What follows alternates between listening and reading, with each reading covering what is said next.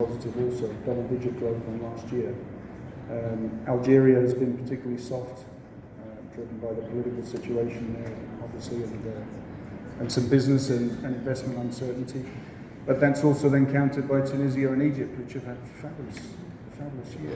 And of course, Egypt has come from a low base in the last 4 or 5 years, but some super growth there. And we have over 30 hotels there and 25 in the pipeline, so it's relatively or very important to us. I think, as I say, it's a cyclical perspective. The quality of the brands on the continent continues to grow, and I'm sure it will change around as we move forward. So, of course, we've heard this morning from several of the speakers that it's difficult to describe Africa as just one place. In fact, what we're talking about is a multitude of markets. They're all moving at different speeds to certain extents. So it's difficult to generalize. But Pascal, what's it like from your perspective at IHG? Where are you seeing stronger performance, weaker performance across your portfolio? South, East and West, to be very clear. But the East has been affected in Kenya because of the issue there. North Africa is doing extremely well, and we are very satisfied with the results, like Mark says. Algeria, we just opened the demand, and you see the potential of the country. But again, they are going through a difficult time, but on the long term, we are very satisfied and very hopeful of what's going to happen. Kenya is a cycle. We had that for many years. I mean, we've been in Kenya as a pioneer hotel at an Intercontinental for so many years. We know it happens, and we know overall, if you look at the long term, and our business is a long-term focused business. It's not once in a while. It's all right, and it will be all right. And we know the continent is changing. The continent has a massive evolution. We have to be optimistic for the future. I mean, there is, we need to be there, we need to be present, and we have to believe this is going to change for the positive. And South Africa is also a market with ups and downs. We saw Cape Town. One hotel supply in one city makes a difference to the RevPAR. Yeah. So you need to be very agile and making sure you understand, anticipate, and ensure that the owners, the investors, still keep the same level of profit in their hotel.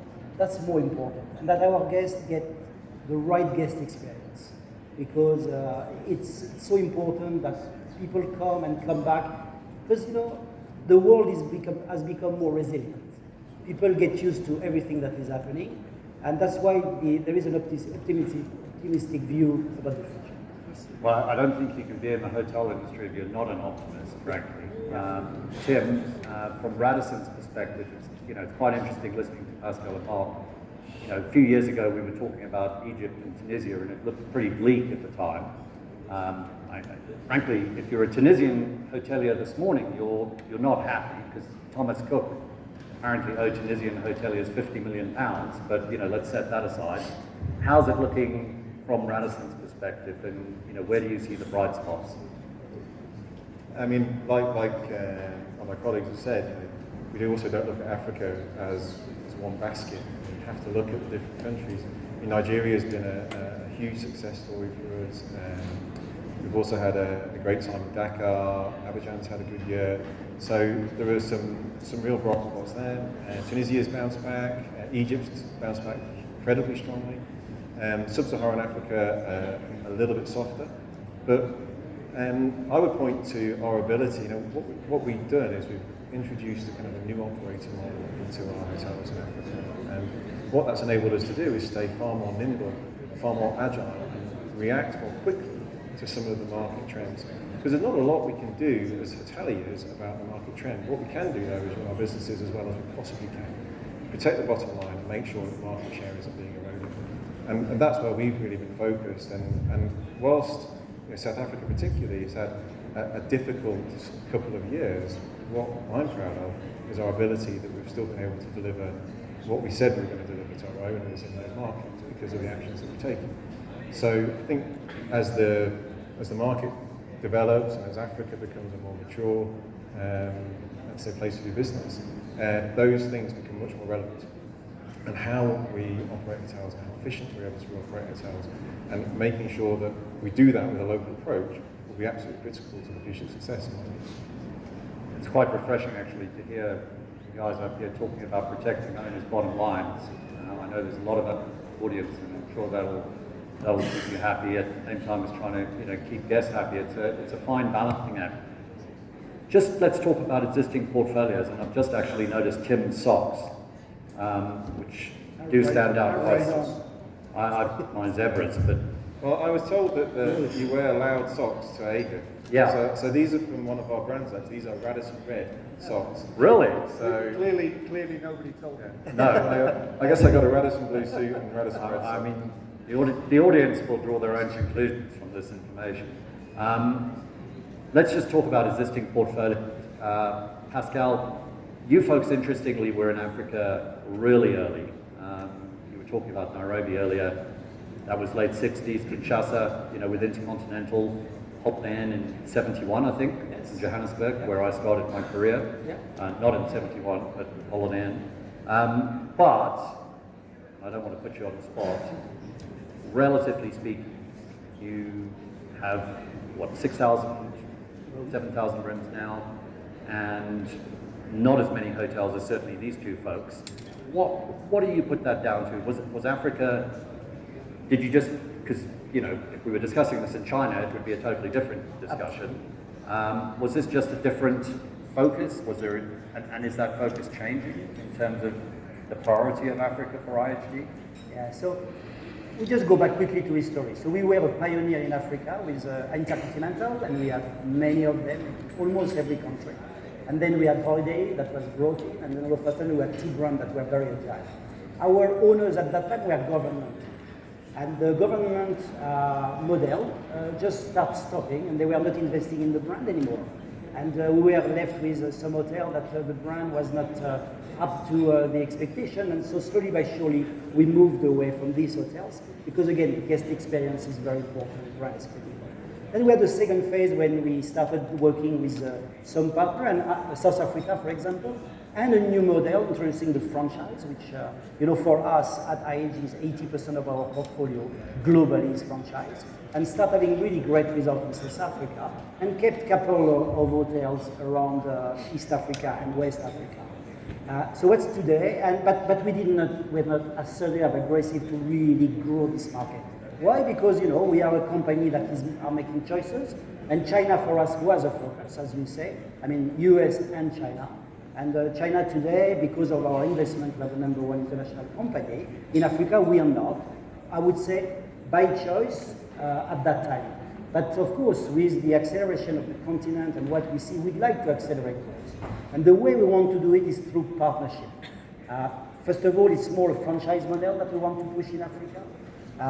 We signed an agreement, an NDA with Valor a year ago, with a partner. Valor is a global partner for us in America, in Europe, and knows our brand, knows the value of our brand, and are able to use this brand and start moving forward with this brand. So that's exactly the model.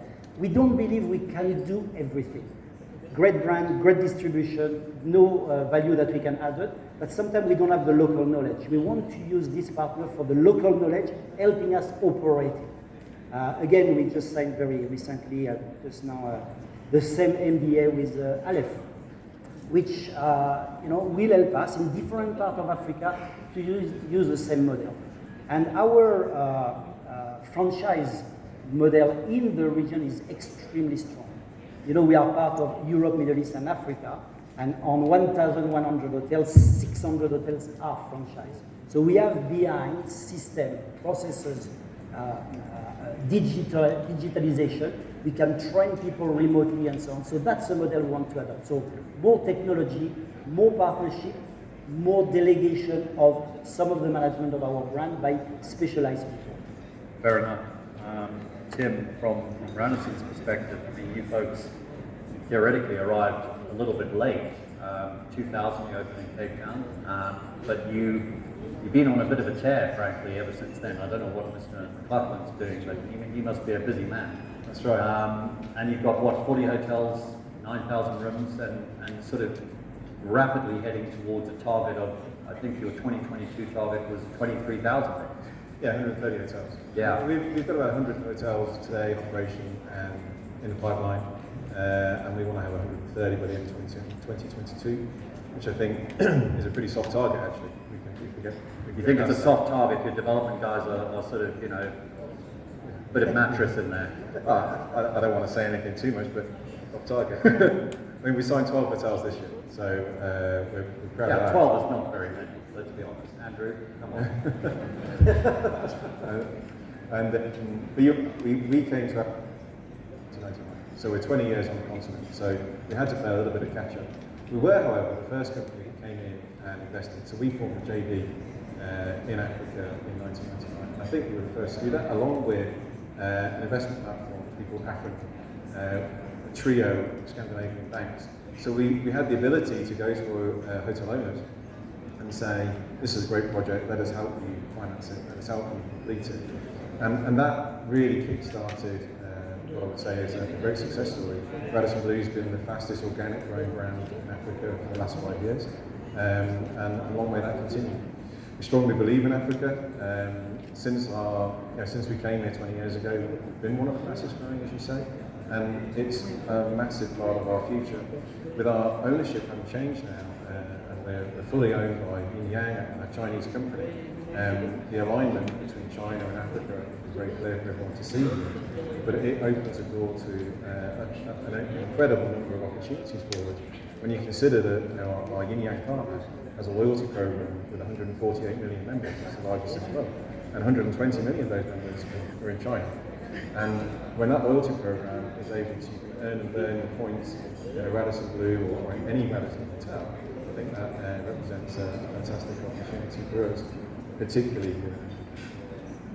Mark, I mean, you're on record as saying your focus is to consolidate your position in Francophone West Africa, to drive growth in East Africa, and a focus on Southern Africa. You've already talked about North Africa, and Accor, of course, have been, you know, in North Africa for a very long time. You're pretty dominant up there.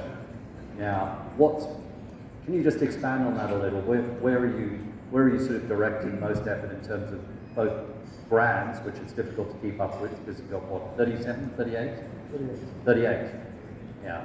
So last time I was on stage with Accor, I'm sure it was 2 less, but you know, it's a couple of weeks. Where are you focusing in terms of brands specifically? Because one of the interesting things that Tom highlighted was that in the top 10 brands in Africa, of course, they're all international. We don't have a top 10 African brand. As I mentioned. Yeah, there's a few. There's Anomo. There's a few coming along. There's several people in the audience that would like to be a top 10 brand, eventually.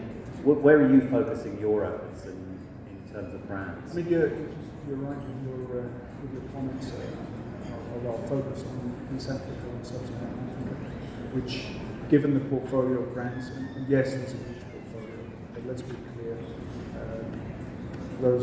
some of those brands are regional brands, regionally specific.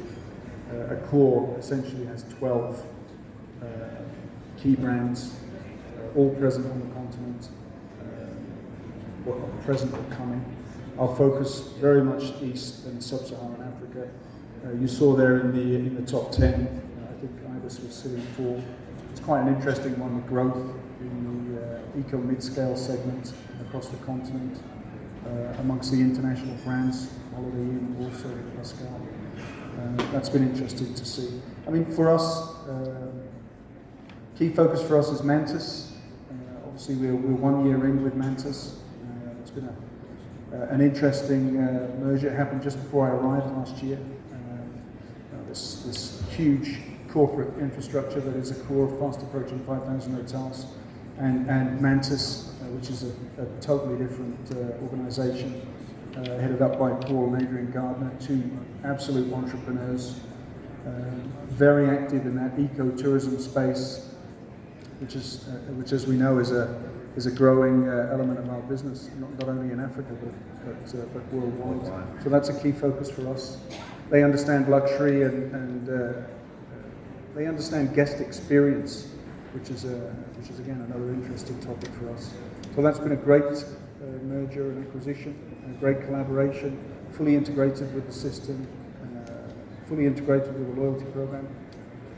It's been a really positive journey, and that's going to continue, as is our journey on the continent for sure, which remains an absolute focus for us. Yeah, I'd like to talk about Mantis a little bit later. I know Paul's here, and I have great respect for Adrian and what he's done. Pascal, maybe just touch on something that IG have been doing sort of strategically, which is trying to consolidate a position in the luxury end of the brand spectrum with your acquisition of Regent and Six Senses. Do you see those brands coming to Africa? And where would you think that they could work? Definitely, I mean, Six Senses have a lot of appetite to go to Africa. They go to Morocco, they have a hotel, they have a hotel in the Seychelles, and of course there are so many treasures in Africa and unique destinations that this is definitely a focus for us. But the reason we acquired the brand last year is that it's a beautiful brand with a very small number of hotels and a niche where we are not, the 40, 60 rooms hotel, top luxury, destination focus. So definitely we are integrating them as we speak in our system.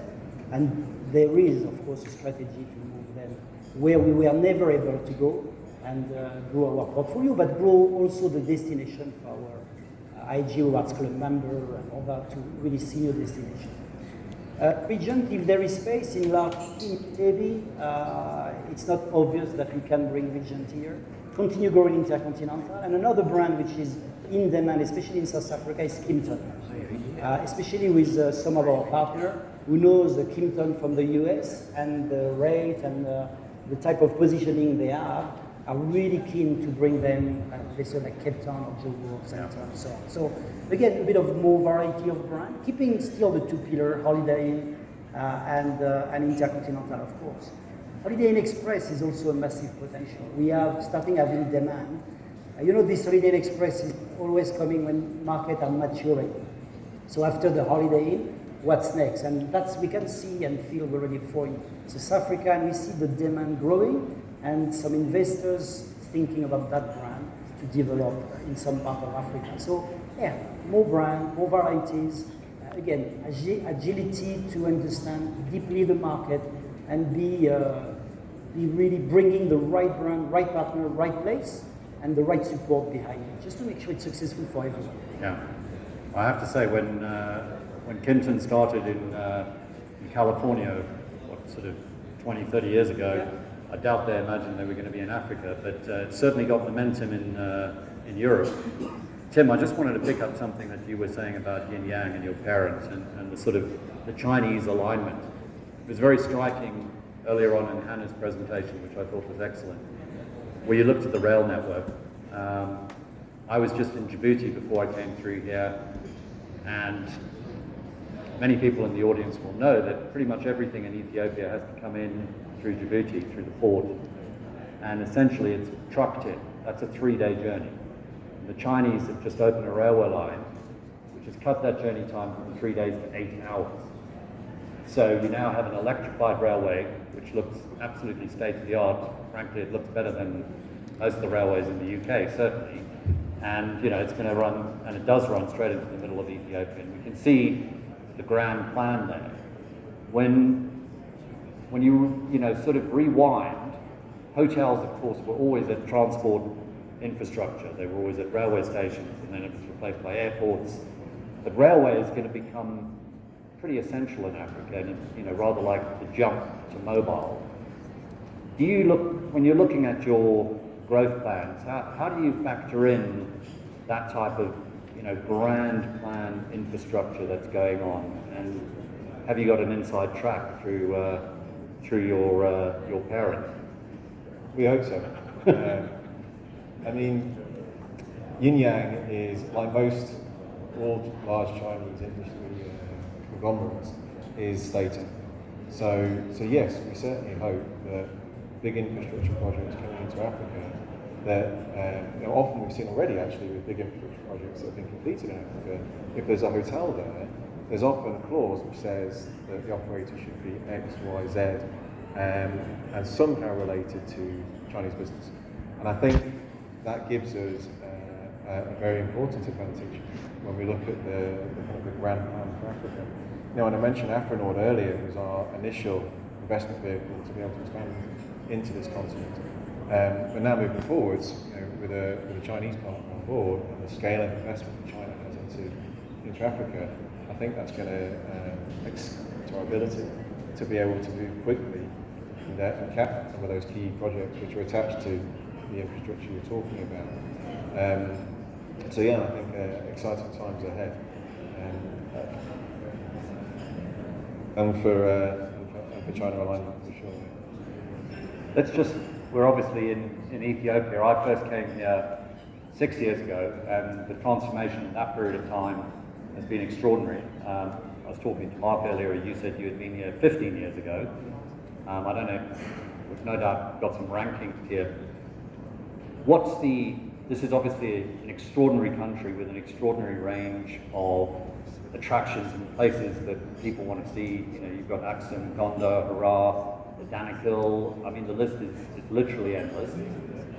Mark, just because we've only got about a minute left, just from a perspective of, you know, a brand like Mantis, which I think is really interesting, do you see an opportunity sort of outside the obvious opportunity of Addis? And, you know, where would you go, and how do you convince people that this is a place to visit? I mean, from a Mantis perspective, there's very few limitations because they can literally go anywhere they fancy with the concept that we have, whether it be luxury glamping or an eco experience. So they don't have the limitations of city infrastructure as many of our brands do. There's a huge opportunities here, and as you rightly said, I came here 15 years ago, and the change here has been dramatic. And for those people driving in from the airport, you can see it's like Dubai, but with more trees. It's an infrastructure ongoing. I don't know how many buildings, however, are at core shell. And it's not easy to open a hotel here. International business is difficult, and that's driven by limitations with regards to currency here. But it's something that'll right itself going forward. The country has a great infrastructure. Fantastic airline. Absolutely. Similar to Rwanda, the steps that they've made in the last 5 years, taking the country forward. I think the future is very, very bright in this segment.